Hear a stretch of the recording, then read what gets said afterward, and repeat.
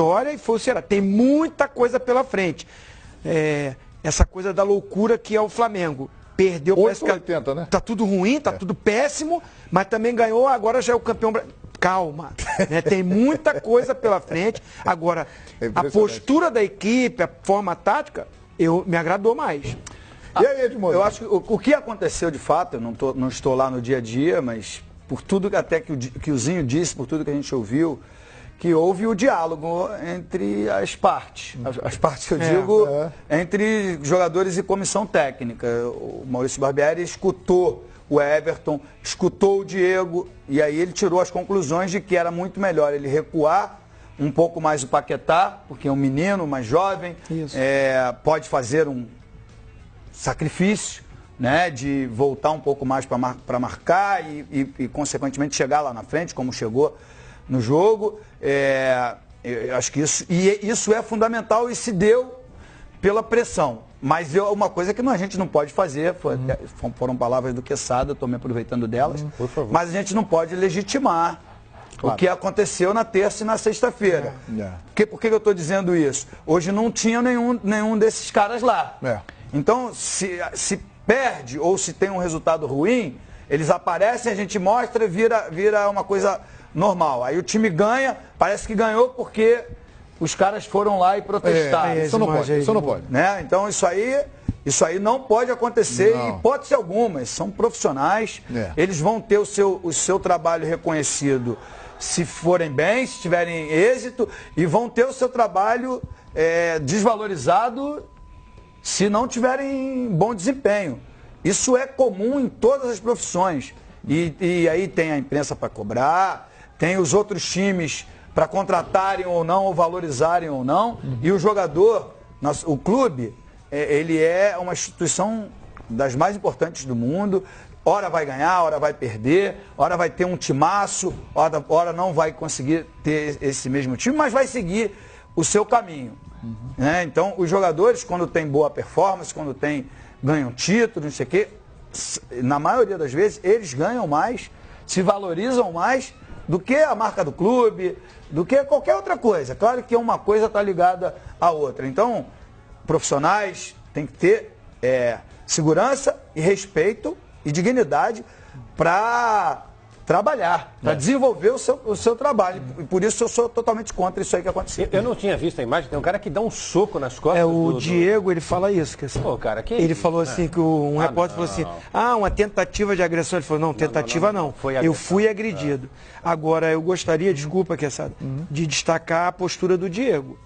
O Diego não foge de entrevista. Muita gente até fala assim, o Diego é muito bom falando de entrevista, mas o time perdendo ou ganhando, ele está lá, ele assume a responsabilidade.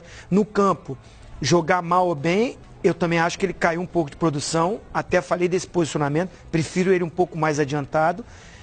Agora, ele não foge da responsabilidade. Ele corre no jogo, ele chama a bola, ele pede a bola. Ele não caiu de produção depois da lesão do ano passado? Também, concordo, caiu. Mas eu acho que esse posicionamento dele também, ele vindo muito atrás, ele já não é mais aquele menino. Você vê que o Paquetá consegue vir aqui atrás e chega rápido ali, encosta logo. Santa Fé, né? Ele tinha dificuldade de chegar. Agora, assim, a postura dele foi a seguinte, esses vândalos aí, que foram lá, 30, 40, que a gente até desconfia se não é aquela coisa de ano político, muita gente fala muita coisa. Mas ele soube separar. Esses caras não são os verdadeiros rubro-negros. Os 40 milhões de torcedores não são esses caras aí. Então, aquela atitude de atravessar o campo todinho, fazer questão de subir lá a escada do estádio e abraçar a torcida e Abraçou descer. 40 milhões. Descer e reverenciar a nação rubro-negra, eu achei muito bonito. Tem jogador que às vezes está bravo, porque foi criticado e tudo. Não comemora gol. Não comemora. Fica emburrado, não vou comemorar, generaliza. O Diego soube separar isso, assim, eu acho que tem que ser elogiado a atitude. Muita gente fala assim, fez média. Não fez média, não. Ele soube, a minha opinião, ele soube separar, assim, o verdadeiro torcedor é isso aí, lá. Ele abaixa, reverencia a nação rubro-negra. Não é aqueles 30, 40, né, que hoje não estavam lá para fazer Até bagunça. porque o Diego não precisa fazer média. Não precisa. É um cara que já tem a sua vida profissional, financeira resolvida, não precisa fazer média. Na entrevista ele falou, João, ele falou assim, eu escolhi vir aqui para tentar acrescentar na minha carreira, fazer história. vestindo essa camisa. E ele foi até radical, que ele falou assim, se eu tiver que andar escoltado... Falou, eu e minha família, se tivermos que andar escoltados para continuar no Flamengo, eu continuarei Nunca pensei, por causa disso, sair do Flamengo. Eu acho que a torcida rubro-negra tem que pegar essa fala, cobrar, exigir lá no campo, vaiar se não jogou bem, tem que cobrar mesmo. Tem que ter mais empenho, mais raça, mais vontade, mais aplicação. Isso tudo que falavam. Agora, aquela coisa ali de agressão... Não, isso é lamentável. Isso não pode. E parabéns ao Diego por essa atitude aí, ó. Olha lá, ó. Isso aqui é bonito no futebol. Essa é uma imagem muito marcante. O clube tem responsabilidade ao dar segurança ao jogador. Tá? Na hora que o jogador está lá no CT, na hora que o jogador vai para o estádio de futebol, na hora que o jogador se locomove do local onde ele está, do hotel para o aeroporto, do aeroporto para o hotel e vice-versa, a responsabilidade é do clube. Se o Diego considerar que no dia a dia dele, para a família, ele precisa de segurança, isso é responsabilidade dele. Aí já não é mais do clube. Agora, vou repetir aquilo que eu sempre falo. Custa não obrigar o jogador a passar pelo bendito do saguão do aeroporto? Mas eles tentaram, aí tem uma coisa não que é importante. Passa, é uma questão de segurança pública. O pessoal da Infraero... Eles não passaram, viu? Ali foi uma entrada alternativa. Só que alguém avisou. Mas tinha um monte de gente, é isso que eu estou dizendo. Tem uma falha de organização, sim, mas a história foi assim. O Flamengo estava indo com um ônibus disfarçado, que não era o ônibus do Flamengo, em direção ao Galeão. Chegou a informação... Você está falando na sexta-feira. Tá. O ônibus não era o ônibus oficial do Flamengo, era o ônibus azul. Estava indo em direção ao Galeão. Chegou a informação ao ônibus de que tinha um grupo de torcedores da raça. O Flamengo pediu autorização para entrar pela pista. O aeroporto disse que o pedido chegou muito tarde. Então tem uma falha. O pedido devia ter sido feito 2 dias antes, porque já tinha tido a manifestação na terça-feira. Eu estou antecipando isso, tá, PVC? Estou falando que isso já deve ser um pedido de todas as viagens. Tinha que ter pedido. Aí... o aeroporto colocou à disposição uma outra entrada alternativa, que o depoimento de quem estava no ônibus nunca havia aquela entrada, nem sabia onde era aquela entrada. Vazou qual era a entrada. Alguém contou qual era a entrada. E os torcedores foram até essa outra entrada. E aí fizeram as cenas que a gente... protagonizaram as cenas que a gente viu ali. E aí a gente acha e quase confirma que tem cunho político na história. Porque alguém avisou. Ou seja, existia o interesse de que os jogadores passassem por aquilo. Alguém avisou. E aí, para passar para esse constrangimento. Em cima da fala do PVC lá no início.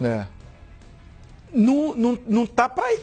Não justifica. Não justifica. Não justifica. Em hipótese nenhuma. Mas assim, o momento não é nem para uma cobrança dessa. Por isso que eu desconfio também desse cunho político. Perdeu 3 vezes. Essa é a tua informação. Essa tua informação. Uma com o time titular. A questão toda é prevenção. Se eu sou presidente do clube, sou diretor de futebol, sei lá, tem algum cargo em que eu mando, falar, os meus jogadores não passarão pelo saguão.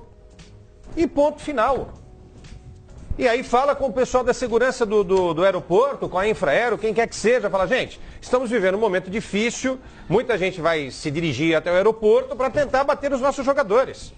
Não é possível, gente, que não tenha um sistema de segurança que proíba que esses caras façam o que eles fizeram.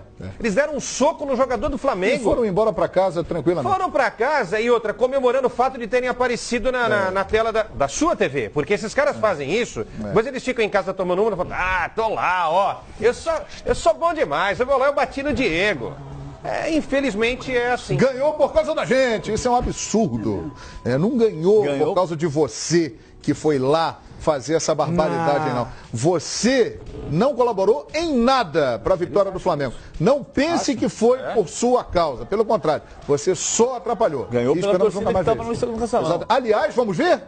Vamos valorizar a verdadeira torcida. Aquela que vai ao estádio, que paga ingresso, que tem direito de vaiar, que tem direito de aplaudir. Essa é a torcida do Flamengo. Olha que coisa linda. 52 mil o público no Castelão. E não é novidade, o Flamengo tem a maior torcida do Brasil, uma multidão no Ceará apoiando. Essa aí é a torcida do Flamengo. Parabéns para a nação rubro-negra, parabéns para a torcida do Ceará. O Castelão ontem, um show, estava lindíssimo. Maravilhoso. E ali tinha torcida, não era só do Ceará, não. Eu recebi muitas mensagens o Flamengo tem consulados, embaixadas espalhados pelo Brasil todo. Gente, eu viajei 500 quilômetros para ir lá. Pois é. Não é toda hora que o torcedor lá de cima tem oportunidade sobre o time, né? É importante dizer o seguinte, pra gente falar, mas o Flamengo está com 7 pontos porque pegou adversários teoricamente mais frágeis. Sim. Fez o que tem que ser feito. E para falar a verdade, o Flamengo tinha que ter 9 pontos, né? O negócio do Vitória lá? Contra o Vitória, aquilo foi uma confusão logo de cara no campeonato. Mas o Flamengo venceu, me ajudem aí. O América, que está pertinho da zona do rebaixamento. O Vitória, que está na zona do rebaixamento. Empatou com o Vitória. Empatou com o Vitória e ganhou do Ceará, que está na zona. Então, só para... O Flamengo fez o que tinha que ser feito. Pegou adversários mais frágeis. Não pegou ainda um Palmeiras, não pegou... O Corinthians também tem que pegar o Flamengo, o Palmeiras tem que pegar o Flamengo, o Grêmio, enfim. Mas esses adversários, o Flamengo fez o papel dele. O PVC falou que o Ceará não perdia de 3-0. Não, na história do Campeonato Brasileiro, dentro do Castelão, o Ceará nunca tinha sofrido 3 gols de diferença. Que a tabela... E o São Paulo foi lá e empatou de 0-0. Assim como na semana passada o Corinthians era líder e também tinha vencido o Paraná, que não fez ponto nenhum. É claro que você tem que olhar a tabela e relativizar.